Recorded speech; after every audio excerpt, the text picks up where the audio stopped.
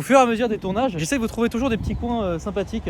Alors vous avez pu le remarquer, j'aime bien les étendues d'eau, lac, étang, mer. Et aujourd'hui on est dans le 91. Salut ça. J'espère que vous allez bien. Aujourd'hui on se retrouve pour la présentation d'une M8 compétition grand coupé. Ah oui, particularité de la voiture. On est avec Eva, comment tu vas? Ça va et toi? Super, bah écoute là, comment t'expliquer? M8, déjà on est bien, grand coupé on est là, configuration de la voiture on est là. Donc je t'explique, on est... Mais toujours Indigo est là. Alors comme j'ai dit, M8 grand coupé qui est équipé d'un V8 4 litres 4 biturbo qui développe 625 chevaux et 750 Nm de couple, tout ça pour 57 chevaux fiscaux. Alors faut savoir que rien qu'au niveau du malus écologique il est à 30 000 € et la carte grise on l'a calculé à peu près en région parisienne, c'est entre 2005 et 3 000 €. Donc 33 000 € de papier, déjà d'entrée de jeu. Ensuite la voiture, puisqu'on parle de prix, on va directement aller dedans, 193 000, neuve. Et prix de départ 170. Voilà. On continue? Non mais c'est un VO. Oui, c'est un VO. Seulement 160 000 €. Là, elle est à vous. Oui, d'ailleurs, là, elle est en vente, là. 160 000 €. 160 000 €, d'accord. 7 000 km. Voilà. Ça, c'est aussi une petite information. Si la personne qui regarde cette vidéo veut l'acheter, 160 000, voilà. Au niveau des freins, on est sur des disques ventilés percés de 396 mm et très fixe 6 pistons. Ah, 6 pistons, quand même, ça commence à être sérieux. Ouais, Eva, elle rigole parce que elle veut me donner 2 € de com si je la vends pour vous. Putain, mais énorme! C'est beau, j'ai l'impression d'être en vacances. Et après je filme derrière, on n'est plus du tout en vacances. Oui. À l'arrière, on est sur disque ventilé percé de 380 mm et Triflix monopiston. Tout ça pour freiner 2 tonnes 55 kg pour cette version grand coupé. On va commencer par le coffre. Oh là là, ce cul! Le coffre qui, quant à lui, fait 460 litres. Donc, il est très profond, comme vous pouvez le constater. Mais il n'est pas très haut. Vous avez ici, hop, ramener les sièges en avant. Ici, petite trousse de secours ainsi que nécessaire anti-crevaison. Petit filet de rangement ici. Il y a un triangle ici, effectivement. Voilà. On peut fermer le coffre ou fermer le coffre et verrouiller la voiture en même temps. Petit détail assez marrant, c'est que la caméra de recul est intégrée justement au haillon. Le réservoir qui se situe sur la droite fait 68 litres. C'est une essence. Et on va passer aux places arrière. Alors, très belle configuration.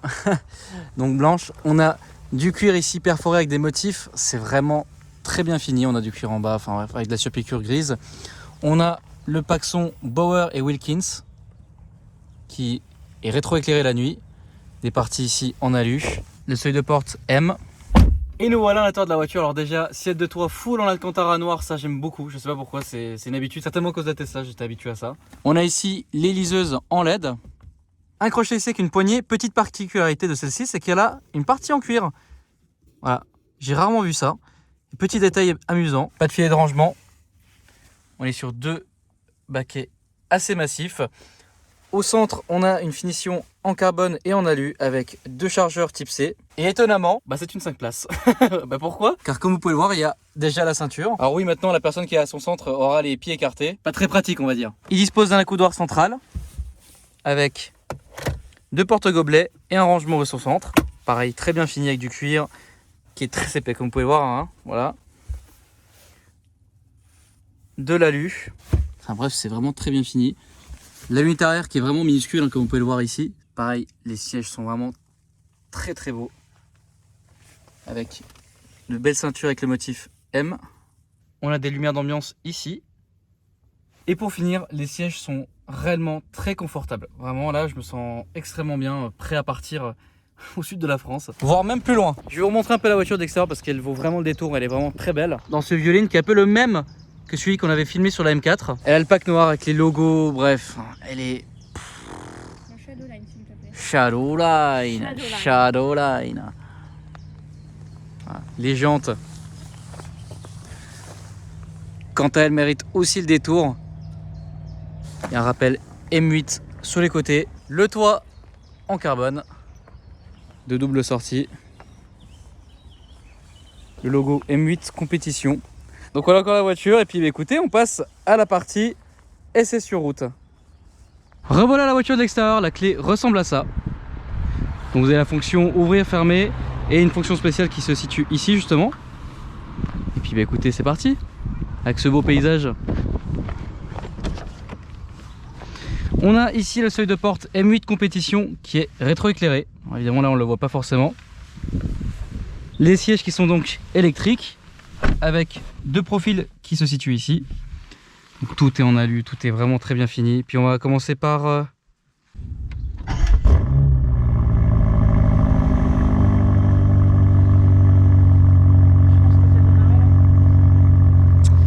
j'ai démarré une bête. C'est pour ça qu'il y a plein de bêtes qui tournent ici, des petits moucherons. Mais souvent les grosses bêtes sont pour les petits moucherons. Oh, c'est vrai. Le volant ressemble à ça, donc avec toujours cette partie très épaisse au milieu où on a beaucoup de fonctions. Donc là, tout ce qui est ici, c'est le régulateur de vitesse qui est adaptatif. Conduite semi-autonome, magnifique. Avec les deux profils spécial M, donc que vous pouvez paramétrer par ici justement. Donc là, configurer M1 et voilà tout ce que vous pouvez configurer. Donc moteur, boîte de vitesse, châssis, direction, frein, le SP, le drive, voilà le M-Drive qui est là en 4 roues motrices. Car c'est une intégrale permanente avec autobloquant, le start and stop et le sound control, en gros c'est l'échappement. Puis voilà, donc vous mettez ce que vous voulez et ce qui est bien c'est que vous avez deux profils. Donc voilà, par exemple si sur le profil 2 vous avez envie de mettre autre chose, ben, vous pouvez mettre justement autre chose, ça c'est assez sympa. L'affichage est autre que d'ailleurs je vais désactiver. Hop là, voilà. Donc les boutons qui sont ici, les palettes qui sont fixes au volant. Ici tout ce qui est contrôle de menu, de son. Donc cuir avec des rappels encore une fois M comme sur la ceinture justement. Ici une console massivement enfin là la partie en carbone ici est vraiment je sais pas, ça tire beaucoup l'œil quand même. Et le logo M8 compétition en noir aussi, ouais, c'est vrai que c'est très beau.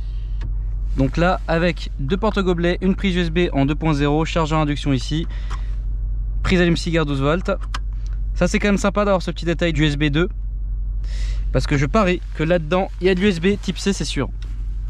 Tu voulais parier? Mais je sais qu'il y a de l'USB-C. Ah d'accord, effectivement un type C et encore une fois une allume-cigare. Donc la place est assez grande là par contre, hein. On a vraiment une bonne place. Donc du cuir ici, du carbone, ici des liserés en LED, petite lumière d'ambiance. Hop, moi je vais mettre l'affichage sport, voilà, c'est plutôt sympathique. Autre petit détail, je voulais vous montrer le pommeau de vitesse, ça m'a choqué quand je l'ai pris pour la première fois. Donc là, partie en alu, par-dessus partie en cuir avec la surpiqûre M, le logo M gaufré à l'intérieur du cuir, et ensuite les modes de brutalité si je peux dire et l'étagement de la boîte quoi. Donc tout ça dans le pommeau, enfin, et il est bien à prendre en main, enfin c'est bien fini. Allez c'est parti. Ça c'est le mode sport. Alors le mode track, en gros vous maintenez le bouton foncé et là est-ce que ça va changer aussi l'affichage? Ah non, ok, ça va juste désactiver l'USP et puis mettre quelques petites choses. C'est agressif quand même au centre. Ah ça a éteint automatiquement? Ah je crois que c'est toi qui avais appuyé. Ah d'accord, ok, ça a éteint automatiquement. Il y avait marqué activer track et du coup j'ai cliqué sur activer track et ça a éteint ça. D'accord, ok, donc là on est en mode circuit. Ouais. En gros ça éteint l'écran en 160, waouh. Ok, donc là en gros on est en mode confort si je peux dire. Le 0 à 100 se fait en 3 secondes 2. 3 secondes 2 les gars. Voilà, déjà je pense qu'on a quand même bien posé les bases. Et la vitesse est limitée électroniquement. Ah alors oui, il y a aussi évidemment plein d'assistance électronique bien chiante. Comme là par exemple j'arrivais sur un stop et il me l'a rappelé bien. Parce que j'arrivais trop vite. Donc la vitesse max est bridée électroniquement à 300 km/h. Quand même, voilà, pas mal. C'est une boîte auto 8 rapports. Et puis la conso mixte c'est à peu près, bon, j'ai arrondi à 12 litres au 100. Bon, pour ce qui est de la suite, écoutez, on va vous régaler avec la voiture. On va essayer de trouver un endroit où on va pouvoir envoyer un petit peu du bois. C'est quand même vachement bien ce mode d'étagement de la boîte là. Ouais. Ça c'est quand même, enfin là par exemple on est en ville. Donc là j'ai mis le mode 1 et c'est vraiment hyper smooth, c'est vraiment tranquille. Par contre dès qu'on met le mode 1, là vous allez voir la différence. Je vais passer de la première à la deuxième. Enfin c'est brutal quoi. Voilà, on ressent un petit à-coup.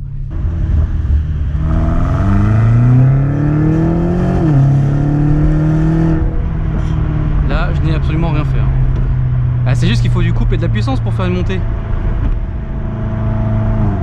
Par contre, j'ai constaté une différence incroyable quand j'ai appuyé le mode M1 qui a justement changé le comportement par exemple du moteur. Il a été 10 fois plus réactif à la pédale. Tout devient beaucoup plus réactif quand vous mettez les modes de conduite sport.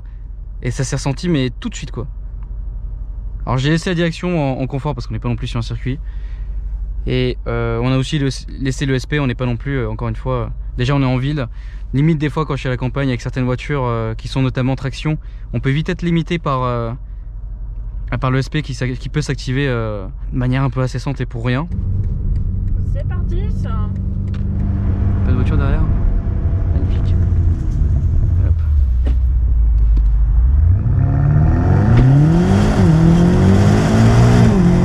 Oh là là.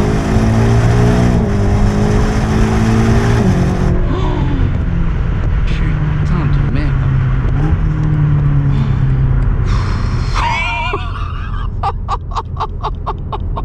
C'est ce qui s'appelle une insertion ultra tactique. Ah, c'est même plus une insertion tactique. What? J'en parle bon français. Bah, je crois qu'il y a des trucs qui étaient dans le coffre qui sont sur la route du coup maintenant. Ah, mais je pense qu'il y a même des choses qui étaient des moucherons qui étaient sur le capot qui sont encore sur place. Voilà, ça c'est sûr et certain. Oh là là, la brutalité de l'histoire là. Oh, ah ouais, d'accord. Bah, j'espère que la GoPro est toujours là, ça c'est j'espère. Waouh, ça valait le coup pour cette accélération quand même. Hein. Et encore, bon, vous avez vu, au début, j'ai pas mis plié dedans dès le début quand même, pour pas non plus...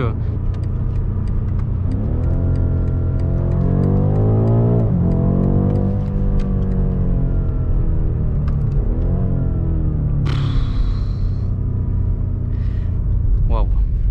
On entend beaucoup le moteur par contre. Ça, c'est un truc qui m'étonne beaucoup, c'est que on entend beaucoup le son moteur. Je dirais même plus que l'échappement. Ce qui est assez étonnant d'ailleurs. Mais bref, en tout cas, on se retrouve tout de suite à la concession. Pour ma part, ça a été une très belle expérience. J'espère que je vous ai fait kiffer. Malheureusement, ben, on est en région parisienne, donc c'est compliqué de trouver des bonnes petites routes sympathiques, d'être tout seul, etc. Donc là... Je suis assez d'accord avec la lettre et la visualisation de la voiture après. Là, on n'est pas dans la concession où tu bosses normalement en plein temps. On est où Je ici? peux bosser ici aussi si je veux. Ah, tu peux aussi bosser ici. Ouais. Donc tu es entre les deux. Entre les trois même. Entre les trois, d'accord. Donc là, on est dans quelle concession? Juvisy sur Line 7. D'accord. Rappelle-nous un petit peu les réseaux sociaux et pour qui tu travailles. Bah, ici on est chez BMW Verdigo. Notre Instagram c'est BMW-Verdigo. Il s'affiche actuellement à l'écran et c'est dans la description ainsi que le site internet. Et on fait un peu tout. BMW Mini, BMW i, BMW N. On peut voir là. Occasion, neuve. On peut voir un peu la concession, comment elle est foutue. Donc là, un X6M First Edition. Apparemment, il y en a combien dans le monde? 250 dans le monde, 2 en France. Salut. Il est incroyable. Oh là là. Ultra agressif. Apparemment, si on fait 600 millions de vues, c'est mon futur bébé. Ah bon? 600 millions de vues? On aurait pu faire 600 millions de vues si on était en Amérique, mais là en France, déjà taper millions de vues c'est rare. Donc bon. Avoir ça en voiture fonction, c'est rare aussi. Hein. c'est vrai. Et voilà, encore une fois, une autre M8. Donc celle-ci, c'est pas un grand coupé, donc c'est la coupée. Dans un rouge sang vraiment super beau. Les amis, j'espère que vous avez kiffé la vidéo. N'hésitez pas à la liker, à vous abonner et à commenter. Mon Instagram c'est alphaletta aussi, ça s'affiche actuellement en dessous. Eva, encore une fois, un grand merci à toi. Ben, merci à toi. Et puis on se dit à la prochaine. À la prochaine. Pour une... Belle vidéo. C'est ça. Salut. Salut.